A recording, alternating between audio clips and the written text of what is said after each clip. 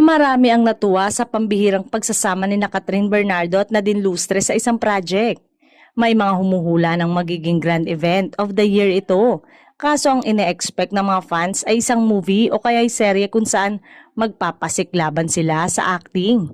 Ang naturang proyekto pala ay para sa isang endorsement kung saan ang magiging comparison ay kung sino ang nagtataglay sa kanila ng healthier, shinier at more bouncy hair.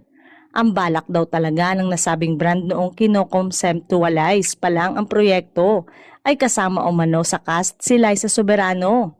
Kaso hindi raw ito nagmaterialize sa kung ano ang kadahilanan. Kaso ang ine-expect ng mga fans ay isang movie o kaya serye kung saan magpapasiklaban sila.